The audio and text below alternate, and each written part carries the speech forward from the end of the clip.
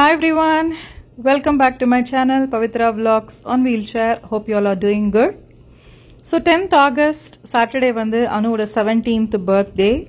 So நிறைய பேர் எனக்கு வாட்ஸ்அப்ல இன்ஸ்டா மெசேஜ் எல்லாம் விஷ் பண்ணியிருந்தீங்க. நான் சில பேர் கால் பண்ணியிருந்தீங்க. Thank you so much for all your love and support. So அன்னைக்கான vlog தான் இந்த வீடியோல ஷேர் பண்ணியிருக்கேன். To begin with ஸ்ட்ரைட்டா நான் vlogக்குள்ள போயிடுறேன். இந்த எரிக்சன் அப்படிங்கிற கேஸ் ஸ்டவ் வந்து வால்மார்ட்ல வாங்கியிருந்தேன். ஸோ இதுக்கு முன்னாடி நான் ஐ ஸ்டவ் தான் யூஸ் பண்ணியிருந்தேன், நீங்க பார்த்துருப்பீங்க. ஸோ இது automatic ignition gas stove. First time gas எல்லாம் வாங்கி சிலிண்டர்லாம் வாங்கி இன்ஸ்டால் பண்ணி ஆட்டோமேட்டிக் இக்னிஷன் ஸ்டவ் வாங்கியிருந்தேன். இது வால்மார்ட்ல வாங்கியிருந்தோம். It was like close to $40. ரொம்ப நல்லா இருக்கு. ஒரு சின்ன பர்னர், ஒரு பெரிய பர்னர். ஸோ இதை நான் கிட்டத்தட்ட ஒரு 2-3 வீக்ஸ் மேல நான் யூஸ் பண்ணிட்டு இருக்கேன். Complete review and gas connection எப்படி கொடுக்கறது எல்லாமே வந்து நான் இன்னொரு குக்கிங் vlog இன்க்ளூட் பண்ணும்போது ஷேர் பண்ணிக்கிறேன்.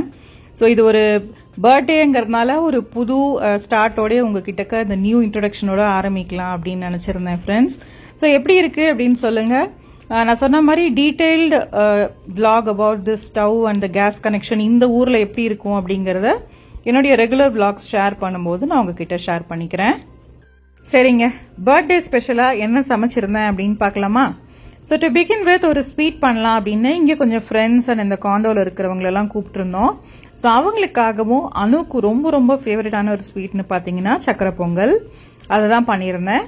ஸோ இங்க வந்து நான் கார்த்தாலேயே கொஞ்சம் சீக்கிரமா எழுந்துட்டு அரிசியும் பயத்தம்பருப்பையும் சேர்த்து ஒரு 3-4 விசில் கொடுத்து நல்லா வாங்கி வச்சுட்டேன். ஒரு ½ அன் அவர் ஊற வச்சேன். அதுக்கப்புறமா வந்து விசில் கொடுத்தாச்சு.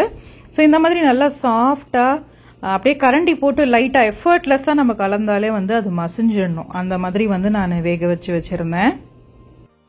இந்த அளவுக்கு நல்லா சாஃப்டா பருப்பு சாதம் குழந்தைங்க கொடுப்போம் இல்லைங்களா, அந்த மாதிரி வேக வச்சு வச்சிருந்தேன். ஸோ இங்க வந்து வெல்லம் பாத்தீங்கன்னா இந்த டார்க் கலர்ல தான் கிடைக்கும். அதை வந்து தனியா வந்து தண்ணியில பாகு எடுத்து வச்சிருக்கேன். இங்க வெல்லம் வந்து பயங்கர நீட்டா தாங்க இருக்கு. ஸோ வடிகட்டணும் அப்படிங்கிற நெசசிட்டி இல்ல. அதனால நான் வந்து ஜஸ்ட் பாகு பதத்துக்கு கரைஞ்ச உடனே நான் வந்து அதை ஆஃப் பண்ணிட்டேன். ஸோ இது ரெண்டையும் இப்ப நான் வந்து மிக்ஸ் பண்ணி வச்சிருக்கேன். இதுல வந்து ரொம்ப சிம்பிளான மெத்தட் நான் பண்ணிருக்கேன். ஏன்னா எனக்கு அடுத்தது லஞ்ச் ப்ரிப்பரேஷன் வேற இருந்துச்சு. அதனால கடகடான்னு எப்படி சக்கரை பொங்கல் இன்ஸ்டன்டா அதே சமயம் ரொம்ப டேஸ்டியா பண்றது அப்படிங்கிற மாதிரி காமிச்சிருக்கேன். இது கூடவே வந்து பாத்தீங்கன்னா 2 ஏலக்காய் பொடி இருக்கு அப்படின்னா ஏலக்காய் பொடி ஆட் பண்ணிக்கோங்க. என்கிட்ட வந்து முழு ஏலக்காய் தான் இருந்தது, அதனால 2 ஏலக்காவை இந்த மாதிரி பிச்சு ஆட் பண்ணிருக்கேன், அந்த சீட்ஸ் எல்லாம் உள்ள இறங்குற மாதிரி. கூடவே என்கிட்ட ஆல்ரெடி ரோஸ்டட் கேஷ்யூநட்ஸ் தாங்க நான் பிரைஸ் மார்ட்ல வாங்கினது இருந்தது, அதனால அதை அப்படியே ஆட் பண்ணிருக்கேன். அண்ட் ட்ரை கிரேப்ஸ் இல்லாததுனால ஒரு 5-6 டேட்ஸை வந்து கட் பண்ணி போட்டிருக்கேன். ரொம்ப நல்லா இருந்தது. பயங்கர ஸ்வீட்டா டேஸ்டியா அண்ட் ஹெல்தியா வெர்ஷனாவும் இருந்தது. ட்ரை கிரேப்ஸும் நல்லது, டேட்ஸ் போட்டாலும் சூப்பரா இருக்கும். வேற உங்களுக்கு ஏதாவது நட்ஸ் ஏதாவது ஆட் பண்ணணும் அப்படின்னா அதையும் ஆட் பண்ணிக்கோங்க. இப்போ அடுப்பு வந்து நான் சிம்ல தான் வச்சிருக்கேன். அண்ட் 1 டேபிள் ஸ்பூன் நெய்யும் ஆட் பண்ணிருக்கேன். ஸோ இது நல்லா வந்து லைட்டான சூட்ல தளன்னு நம்ம அப்படியே கலரி விட்டுக்கிட்டே இருந்தோம் அப்படின்னா அந்த நெய் எல்லாம் செப்பரேட் ஆகி மேல வந்து இந்த வெல்லம் எல்லாமே நல்லா சேர்ந்து உங்களுக்கு மிக்ஸ் ஆகிடும். ஸோ அதுக்கப்புறமா இது மாதிரி நல்லா மிக்ஸ் ஆக விட்டுட்டு ஒரு 5 நிமிஷம் அப்படியே கலரி கொடுத்துட்டு ஹாட் பாக்ஸ்ல மாத்தி நான் வச்சுட்டேன். சூப்பர் டேஸ்டியான சிம்பிளான சக்கரை பொங்கல் இன்ஸ்டன்டா எப்படி பண்றதுன்னு ஷேர் பண்ணிருக்கேன். நெக்ஸ்ட் வந்து பாத்தீங்கன்னா லஞ்சு கையோட நான் லஞ்சும் முடிச்சிடலாம் அப்படின்ட்டு ஸ்டார்ட் பண்ணிட்டேன். ஸோ கொஞ்சம் இங்க ஃப்ரெண்டை இன்வைட் பண்ணிருந்ததுனால எல்லாருக்குமா சேர்ந்து வந்து குவிக்கா வந்து குஸ்கா பிரியாணி பண்ணிடலாம் அப்படின்னு டிசைட் பண்ணிருந்தேன். எக் மட்டும் செப்பரேட்டா பாயில் பண்ணி வச்சிருந்தேன். ஸோ இங்க ஒரு குக்கர்ல வந்து பாத்தீங்கன்னா 2 டேபிள் ஸ்பூன் நெய் அண்ட் 2 டேபிள் ஸ்பூன் ஆயில் கலந்து ஆட் பண்ணிருக்கேன். ஸோ நான் வந்து ஒரு குக்கர்ல அலுமினியம் பேஸ் குக்கர்ல பண்ணிருக்கேன், ஸோ தட் அடி பிடிக்காது அப்படிங்கறதுக்காக. ஸோ எண்ணெய் நெய் ரெண்டும் சூடானதுக்கு அப்புறமா ஒரு 2 பெரிய வெங்காயத்தை இந்த மாதிரி தின்னா ஸ்லைஸ் பண்ணி வச்சிருக்கேன். கூடவே 2 பச்சை மிளகாயும் ஆட் பண்ணிருக்கேன், கீரி போட்டிருக்கேன். இதுல வந்து பட்டை கிராம்பு அந்த மாதிரி பெருசா எதுவும் ஆட் பண்ண வேண்டியது இல்ல. ஏன்னா நான் மசாலாஸ் அந்த மாதிரி ஆட் பண்ண போறதுனால நான் அந்த ஹோல் ஸ்பைசஸ் வந்து நான் ஆட் பண்ணல. பட் டேஸ்ட் ரொம்ப நல்லா வந்தது. அது மட்டும் இல்லாம இந்த தடவை வந்து நான் பாஸ்மதி ரைஸ்ல பண்ணாம ப்ரீ குசிடோ அப்படின்ற நம்ம ஊர் புழுங்க அரிசி கேரளா மட்டரிசி இருக்கும் இல்லைங்களா, அந்த மாதிரி ஒரு வெரைட்டி இங்க கிடைக்கும், அந்த ரைஸ்ல ட்ரை பண்ணேன். அதுவும் நல்லா வந்தது. ஸோ வெங்காயம் கொஞ்சம் வதங்கிட்டே இருக்கும் போது பாத்தீங்கன்னா ஒரு கை புதினா அண்ட் கொத்தமல்லி கட் பண்ணி வச்சதை ஆட் பண்ணிருக்கேன். கூடவே ஒரு 2 டேபிள் ஸ்பூன் இஞ்சி பூண்டு விழுதியும் ஆட் பண்ணி நல்லா வந்து நான் வதக்கிக்க போறேன். ஸோ ஆனியன்ஸ்லாம் வந்து நல்லா இந்த மாதிரி வதங்கி நம்ம போட்ட குவான்டிட்டி பார்த்தாலே தெரியும் உங்களுக்கு டிஃப்ரென்ஸ். இப்போ நல்லா வதங்கி இருக்கும். இது கூடவே ஒரு 2 தக்காளி வந்து இந்த மாதிரி கட் பண்ணி வச்சிருந்தேன், அதையும் ஆட் பண்ணிக்க போறேன். ஸோ தக்காளி வந்து நல்லா ரெட் கலராக இருந்து கொஞ்சம் ஜூஸியாக இருந்ததுன்னா பிரியாணியோட டேஸ்ட் ரொம்ப நல்லா இருக்கும். ஸோ இந்த பிரியாணிக்கு தேவையான அளவுக்கு உப்பு இப்போ நான் ஆட் பண்ணியிருக்கேன். ஒரு 2 ஸ்பூன் ஆட் பண்ணேன். நம்ம எண்டில் வந்து ரைஸ்லாம் போட்டு குக்கர் க்ளோஸ் பண்ணுறதுக்கு முன்னாடி ஒரு தடவை செக் பண்ணிட்டு தேவைன்னா ஆட் பண்ணிக்கலாம். ஸோ நல்லா எல்லாமே சேர்ந்து வதங்கி இந்த பேஸ் வந்து பார்த்தீங்க அப்படின்னா தக்காளி தொக்கு மாதிரி கிட்டத்தட்ட நல்லா தக்காளிலாம் கரைஞ்சு அந்த மாதிரி ரெடி ஆகணும். அது வரைக்கும் நம்ம வதக்கணும். ஸோ இன்னும் கொஞ்சம் புதினா கொத்தமல்லி கட் பண்ணி வச்சிருந்ததையும் ஆட் பண்ணிக்க போறேன். இது கூட இங்க பாத்தீங்கன்னா உங்களுக்கு இப்ப தெரியும் தக்காளி வந்து நல்லா கரைய ஆரம்பிச்சிருக்கு. இப்போ 1 டேபிள் ஸ்பூன் காரமிளகாய் ஆட் பண்ணிக்கிறேன். That is pure red chilli powder. And கொஞ்சோண்டு ஒரு சின்ன ஐஸ்கிரீம் ஸ்பூன்ல காஷ்மீரி சில்லி பவுடர், இது வெறும் கலருக்காக ஆட் பண்ணிருக்கேன். ஸோ பச்சை மிளகாவும் இந்த 1 ஸ்பூன் காரப்பொடி காரமும் மட்டும்தான் வந்து இதுல ஸ்பைஸ் நமக்கு. ஸோ இதை நல்லா வதக்கி விட்டுட்டே இருக்கணும். அது நல்லா சுருண்டு அந்த பொடியோடையா அந்த பச்சை வாசனை எல்லாம் போனோடனே 1 table spoon garam masala powder add பண்ணியிருக்கேன். கூடவே வந்து என்னுடைய டியர் ஃப்ரெண்ட் சிம்பிளி சமையல் சேனலுடைய ரேகா அவளுடைய செந்தூர் மசாலாவோட பிரியாணி மசாலா, இது நான் அங்கே இந்தியாவிலேருந்து வரும்போது எனக்கு கொடுத்து விட்டா. ஸோ அந்த மசாலா பவுடர் தான் நான் மோஸ்ட்லி பிரியாணி பண்ணும்போது யூஸ் பண்ணுறேன். அதனால தான் நான் பட்டை கிராம்பு அந்த மாதிரி ஹோல் ஸ்பைசஸ்லாம் செப்பரேட்டாக ஆட் பண்ணலை. ஏன்னா இது 2 டேபிள் ஸ்பூன் நான் ஆட் பண்ணிட்டேன். இதுலயே எல்லாமே இருக்கிறதுனால பர்ஃபெக்டான பிரியாணி ஃப்ளேவர் வந்து கிடைக்கும். கண்டிப்பாக நிறைய பேர் அங்கே ட்ரை பண்ணிட்டு இருந்திருப்பீங்க. நானும் அதே தான் யூஸ் பண்ணுறேன்.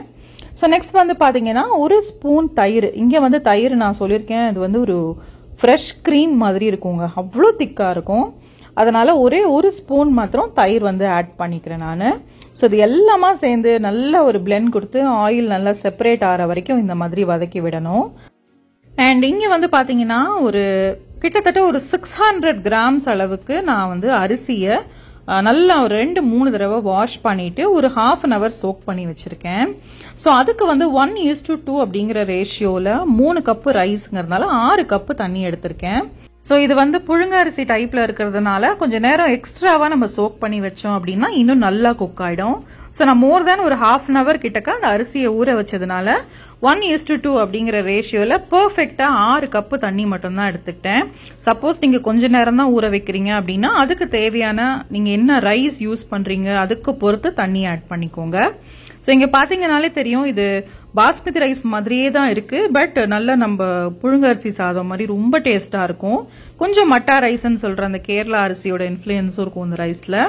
ஸோ இப்போ வந்து நல்லா கொதி வரணும். கொதி வந்தோடனே உங்களுக்கு சப்போஸ் உப்பு லெமன் ஏதாவது தேவைன்னு ஆட் பண்ணிக்கோங்க. நான் இங்க எதுவும் சேர்க்கல, எல்லாமே எனக்கு பெர்ஃபெக்டா இருக்கிற மாதிரி இருந்துச்சு.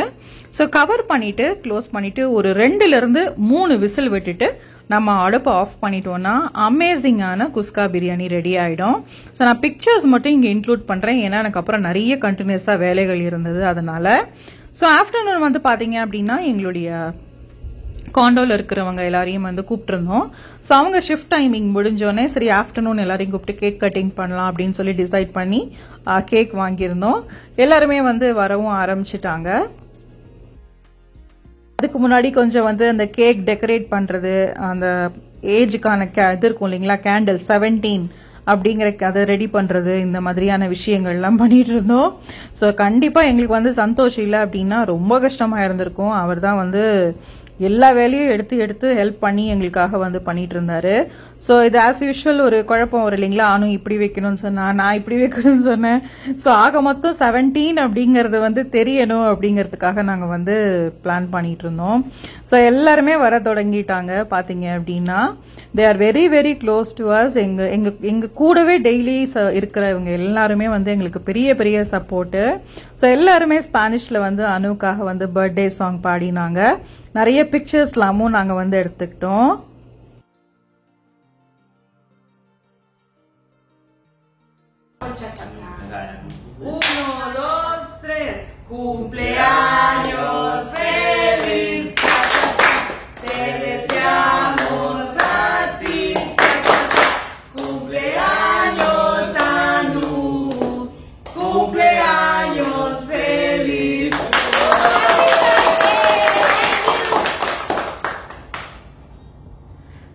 ஸோ இந்தியாவிலிருந்து நாங்கள் வந்ததுக்கப்புறம் கோஸ்டாரிக்கா வந்ததுக்கப்புறம் இது அனுவுடைய second birthday. So 17th birthday.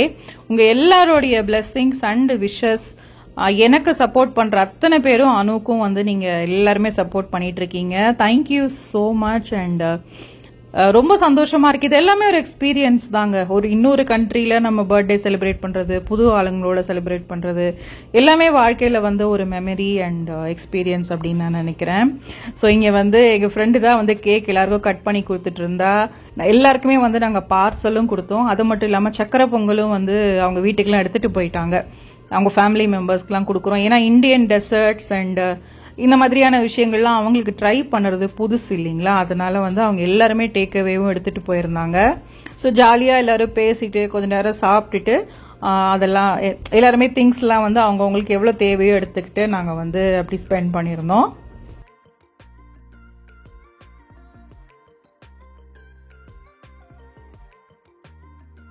So நான் சொன்ன மாதிரி பிரியாணி அண்ட் அந்த சக்கரை பொங்கலோட பிக்சர் மாத்திரம் நான் இன்க்ளூட் பண்ணுறேன். நாங்கள் எல்லாம் நல்லா சாப்பிட்டுட்டு கொஞ்ச நேரம் ரெஸ்ட் எடுத்துட்டு நாங்கள் வெளியில் கிளம்பிட்டோம். ஸோ ரொம்ப லாங் ட்ரிப்லாம் வந்து போகலங்க, ஏன்னா ஸ்கூல் திறந்துடுச்சு. ப்ளஸ் நிறைய வெக்கேஷன் ட்ரிப்ஸ் வந்து இந்த வெக்கேஷனில் நாங்கள் போயிட்டோம். ஸோ எங்களுடைய மோஸ்ட் ஃபேவரட் ஸ்பாட் இன் கோஸ்டாரிக்கா நாங்கள் இருக்கிற இடத்துலேருந்து எங்கள் ஏர்போர்ட்டு தான். எனக்கு தெரிஞ்சு இவ்வளோ ஒரு பியூட்டிஃபுல்லாக ஒரு வியூவோட இந்த ஸ்கையோடைய அந்த எஃபெக்டோட இந்த ஏர்போர்ட் வந்து இருக்கு அப்படின்னா நான் அது இங்கே தான் பார்த்துருக்கேன். ரொம்ப ரொம்ப பிடிச்ச ஒரு பிளேஸ். நிறைய இடங்கள்லேருந்து நிறைய ஆங்கிள்லேருந்து செட் பண்ணி பார்க்க முடியும். ஸோ நாங்கள் வந்து இந்த தடவை ஒரு பார்க்குக்குள்ளே வந்துட்டு அங்கேருந்து வந்து இந்த ஃப்ளைட் டேக் ஆஃப் அண்ட் லேண்டிங்லாம் பார்த்துட்டு இருந்தோம். எத்தனை தான் ட்ராவல் பண்ணால் கூட நான் சொல்கிற மாதிரி எவ்ரி டைம் ஒரு டேக் ஆஃப் அண்ட் லேண்டிங் பார்க்கும்போது ஒரு அந்த மொமெண்ட் ஒரு பயங்கர ஃபேசினேட்டிங்காக இருக்குது. என்னமோ ஃபர்ஸ்ட் டைம் பார்க்குற மாதிரி திருப்பி திருப்பி ஒரு ஃபீல் கொடுக்கும். I don't know why, but we really enjoy வாட்சிங் flights taking off and landing.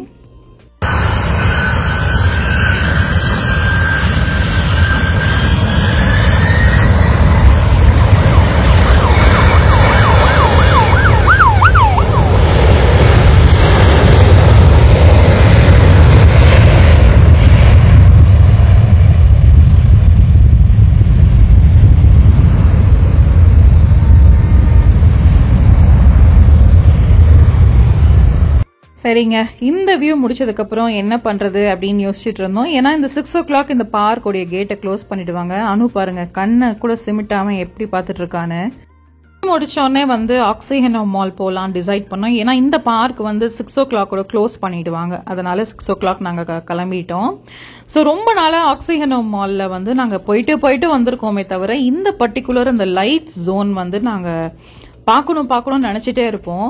Finally வந்து இது இங்கே தான் இவ்வளோ ஈஸியாக ஆக்சசபிளாக இருக்குது அப்படிங்கிறதே வந்து நாங்கள் சாட்டர்டே தான் கண்டுபிடிச்சோம். ஸோ அதனால அந்த லைட்ஸ்குள்ளே போயிட்டு வரலாம் அப்படின்னு சொல்லி டிசைட் பண்ணி நானும் அனுவும் மாத்திரம் வந்து அதுக்கு போயிருந்தோம். ஆக்சுவலாக வந்து கொஞ்சம் கார்ஸ் எல்லாம் பார்க்கலாம், அது தவிர கொஞ்சம் ஷாப்பிங்லாம் பண்ணலாம் அப்படிங்கிற ஐடியாவில் தான் வந்திருந்தோம். பட் இங்கே வந்து பார்த்தோன்னே இந்த இடம் அவ்வளோ ஒரு அழகு, அவ்வளோ பியூட்டிஃபுல்லாக இருந்தது. நம்ம மூவிலெல்லாம் பார்ப்போம் இல்லைங்களா, நடுவில் வந்து பார்த்தீங்கன்னா ஃபுல்லாக இந்த மாதிரி ஒரு லைட்ஸ் ஜோன் போட்டு ஒரு அழகான ஒரு இன்ஸ்பைரிங்கான டெக்கரேட்டிவான ஒரு இந்த மாதிரி சீரீஸ்லாம் பார்ப்போம். எவ்வளோ அழகா இருந்ததுங்க லைட்ஸ். நான் எதை யோசிச்சேன், இவ்வளோ நாளா இவ பர்த்டேக்காக தான் இதை நம்ம மிஸ் பண்ணியிருக்கோமோ, இன்னைக்கு தான் பார்க்கணும்னு இருக்கு அப்படின்னு சொல்லி நாங்கள் 2 பேரும் நினைச்சிருந்தோம். ஸோ வேற ஆங்கிளில் வந்து எந்த ஆங்கிளில் எந்த லைட்ஸ் வரும்போது வந்து போட்டோ எடுக்கலாம், என்ன கிளிக் பண்ணலாம் அப்படின்லாம் பார்த்துருந்தோம். ஆக்சுவலாக இதுக்குள்ள நிறைய பேர் போயிட்டு வந்தாங்க. ஏன்னா எல்லாருக்குமே இது வந்து அவ்வளோ பிடிச்சிருந்த ஒரு இடம் இது. இதுக்குள்ள ஃபுல்லா அப்படியே போயிட்டு 2 சைடும் வந்து பாத்தீங்கன்னா வாட்டர் அண்ட் லைட்ஸ் இருக்கும். நாங்களே அதை அன்னைக்கு தான் பார்த்தோம். டே டைம்ல வந்து பார்க்கணும் அந்த வாட்டர்லாம் என்ன பண்ணிருக்காங்க அப்படின்னு சொல்லிட்டு பிளான் பண்ணிருக்கோம். 2 பக்கமும் லைட்ஸ் போட்டு ரொம்ப கியூட்டா இருந்தது அந்த இடமே பார்க்கறதுக்கு. ஸோ இது ஃபுல்லா அப்படியே போயிட்டு அந்த எட்ஜ் வரைக்கும் போயிட்டு என்னென்ன கலர் லைட்ஸ் மாறுதுன்னு பார்த்துட்டு திருப்பி இப்படியே சுத்தி நாங்க வந்தோம். ரொம்ப ரொம்ப கியூட்டா இருந்தது உண்மையாவே அந்த டைம் வந்து.